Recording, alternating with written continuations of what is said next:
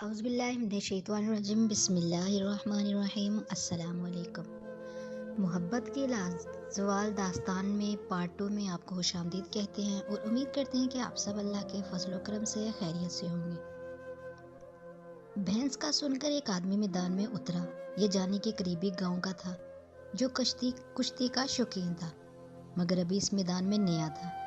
جانی مدھو رام کو بھی جانتا تھا، اچھا پہلوان تھا، مگر کبھی جانی کا اس سے سامنا نہیں ہوا تھا۔ جیسے ہی وہ میدان میں اترا، مدھو رام نے اگلے 5 منٹ میں اسے ہرا دیا۔ پھر ایک مسلمان نوجوان آیا جو مدھو رام نے اسے بھی پٹخ دیا، اور مدھو رام غصے سے بولا، مسلمان بھی اب مدھو رام سے ٹکر لے گا۔ یہ بات رنجیت، اختر، جانی سمیت وہاں کھڑے بہت سے لوگوں کو ناگوار گزری۔ رنجیت سنگھ نے جانی کی طرف دیکھا اور اس کی پیٹھ تھپک دی۔ یہ اس بات کا اشارہ تھا کہ میدان میں اتر پڑو۔ جانی نے ایک لمحے کو سوچا، اختر کی طرف دیکھا۔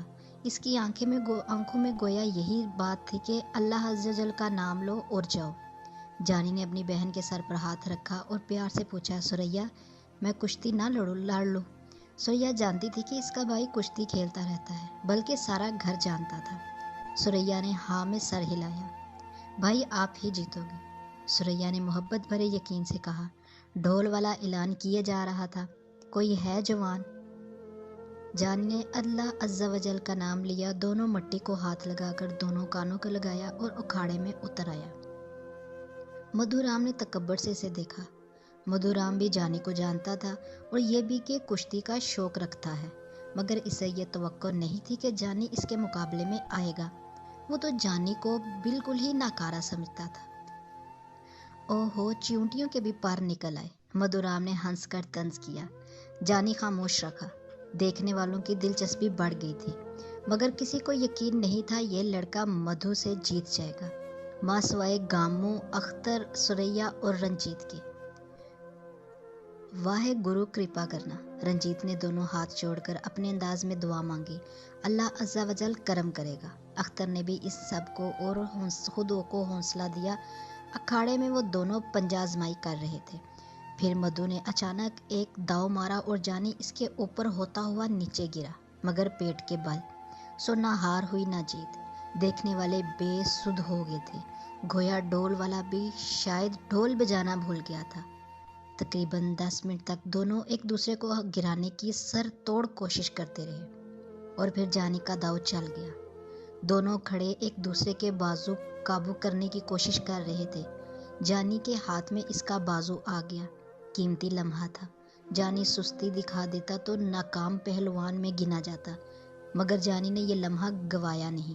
اس نے مدھو رام کے بازو کے ہاتھ میں آتے ہی گھوم کر اس کی پیٹھ کی طرف نیچے کیا اور اس کو اپنے اوپر سے گھما کر زمین پر دے مارا۔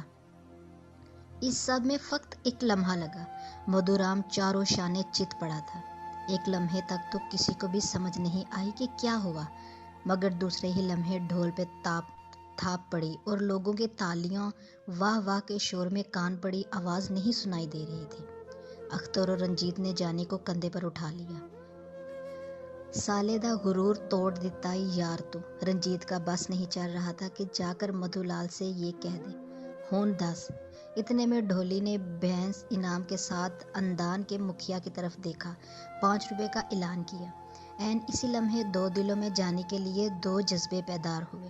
ایک مدھو رام کے دل میں اپنی بے عزتی کے انتقام اور حسد کا نفرت بھرا جذبہ، اور دوسرا اندان گاؤں کے مکھیا بھگوان داس تیواری کی بڑی بیٹی راما کے دل میں محبت کا جذبہ۔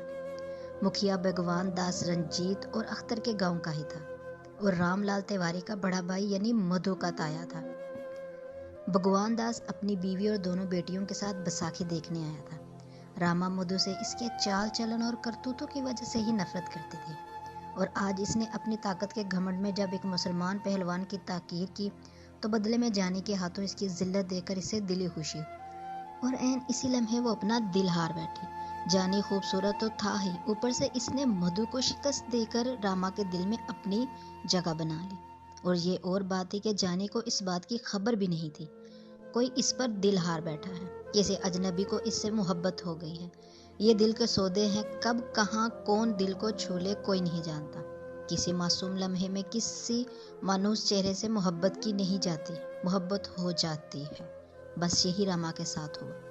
جانی نے اپنے ماں باپ کے لیے کچھ خریداری کی اور دن ڈھلنے سے پہلے وہ سب اپنی بیل گاڑی پر بیٹھ کر گھر کو روانہ ہو گئے۔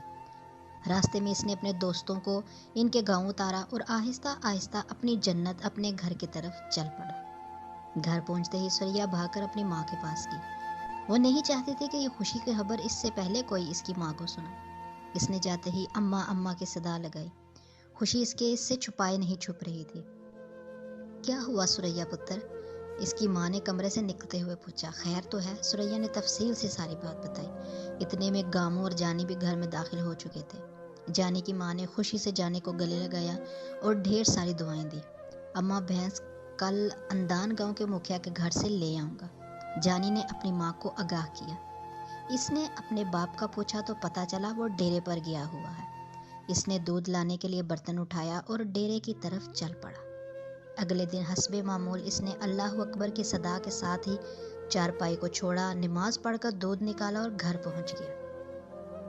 ناشتہ کرنے کے بعد اس نے اپنے ماں باپ کو آگاہ کیا کہ وہ مکھیا کے گھر سے بھینس لینے جا رہا ہے اور پیدل ہی گھر سے نکل کھڑا ہوا۔ جانی اور مکھیا کا گاؤں ایک دوسرے سے زیادہ دور نہیں تھا، بیچ میں ایک پہاڑ پڑتا تھا جس کی کم بلندی والی جگہ سے ادھر ادھر آنے جانے کے لیے راستہ بنا رکھا تھا۔ یہی راستہ دوسرے گاؤں اور قریبی قصبے تک بھی جاتا تھا جہاں لوگ خریداری کرنے یا اپنی چیزیں بیچنے جاتے تھے، اور اسی قصبے میں جانی بھی روز اپنی بیل گاڑی لے کر جاتا تھا۔ گاؤں والا کوئی سامان لے کر جاتا اور واپسی پر لے آتا، اور دن میں قصبے میں ایک آڑتی کی دکان سے سامان ادھر ادھر چھوڑ آتا۔ یہی اس کا روزگار تھا۔ کچے راستے پر پیدل چلتا ہوا وہ اندان گاؤں کے قریب پہنچ چکا تھا۔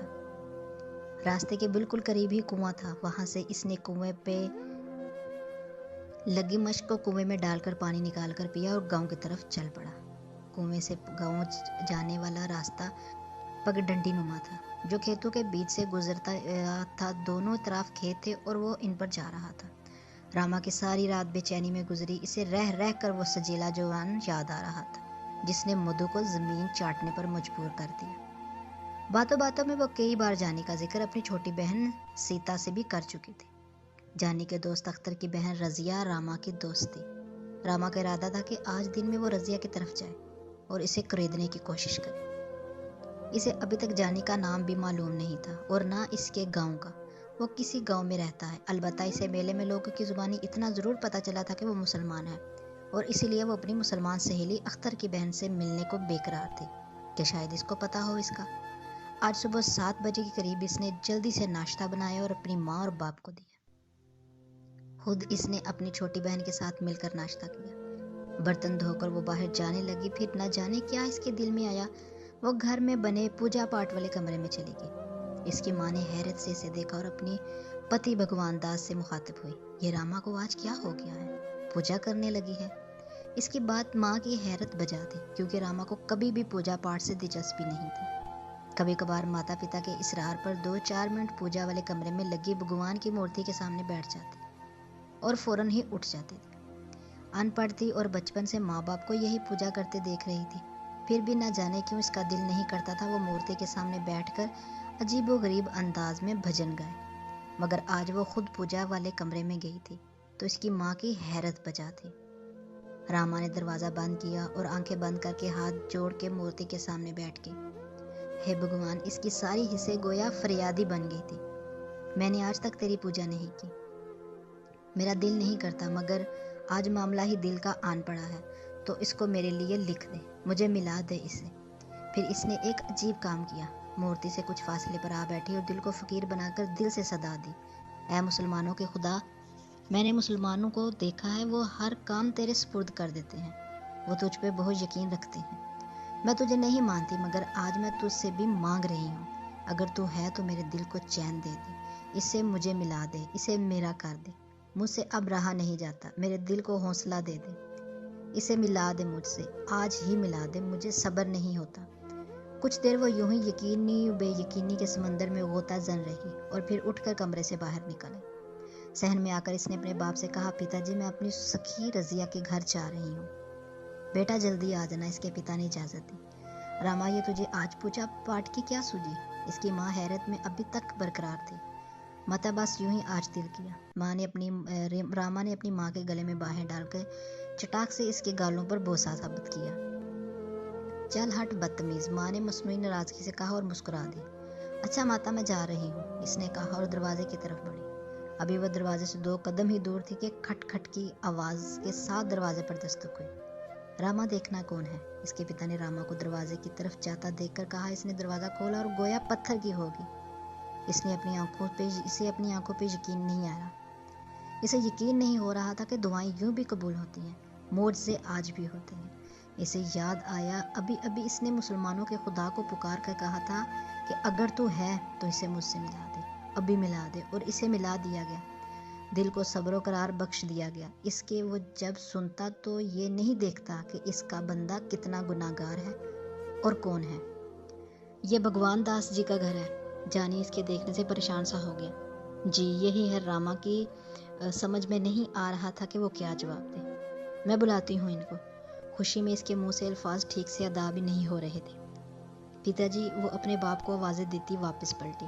کیا ہوا بیٹیا، کون ہے؟ بھگوان داس نے پوچھا تو اسے احساس ہوا کہ وہ کس سے زیادہ ہی خوش ہے۔ پتا جی، باہر وہ کل والا پہلوان آیا ہے۔ اس نے مدھو کو اچھا جان محمد آیا ہے۔ اس کے باپ نے اس کی بات کاٹی اور اٹھ کر باہر کی جانب چل پڑا۔ باہر جانی اس کا منتظر تھا۔ اس نے جانی سے ہاتھ ملایا، اس کا حال احوال پوچھا اور بولا، پتر اندر آ جا، تیرا اپنا گھر ہے۔ جانی تھوڑا جھجکا اور پھر ان کے پیچھے پیچھے گھر میں داخل ہو گیا۔ بیٹھ پتر، بھگوان داس نے چارپائی کی طرف اشارہ کیا۔ جانی بیٹھ چکا تو اس نے آواز دی، بٹیا راما آئی پتا جی۔ راما کا تو گویا سارا جسم اس وقت کان اور آنکھ بنا ہوا تھا، اور کیوں نہ ہوتا، اس کا من پسند شخص جو اچانک جیسے مرنے کو زندگی مل جائے اس کے سامنے آ کھڑا تھا۔ بٹیا کوئی لسی پانی لاؤ مہمان کے لیے، اس کے باپ نے راما سے کہا۔ ہاں بھائی جوان، تیرا پتہ کیسے ہے؟ بھگوان داس جانی سے مخاطب ہوا۔ جی ابا ٹھیک ہے، تسی جانتے تو ہو میرے ابا کو؟ اس نے حیرت سے کہا۔ پتر میں تجھے بھی جانتا ہوں، مگر تو شاید مجھے نہیں جانتا، اور میں تیرے پتا کو بہت پہلے سے جانتا ہوں۔ لسی کے بعد چائے اور لڈو سے جانے کی تواضع کی گئی۔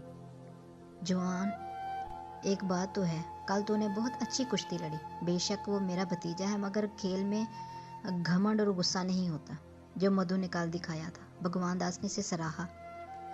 اپنے پتا کو بولنا کہ بھگوان داس کہہ رہا تھا، ہمیں بھول ہی گئے ہو تم۔ راما کا بس نہیں چل رہا تھا، دل نکال کر اس کا فرش بنا دے جس پر جانی کے پاؤں پڑے تھے، اور آنکھیں جانی کو دان کر دے جو اس کے ساتھ رہیں، اسے دن رات دیکھتی رہیں۔ وہ چائے کے برتن اٹھانے آئی تو جھجکتے ہوئے اس نے جانی سے کہا۔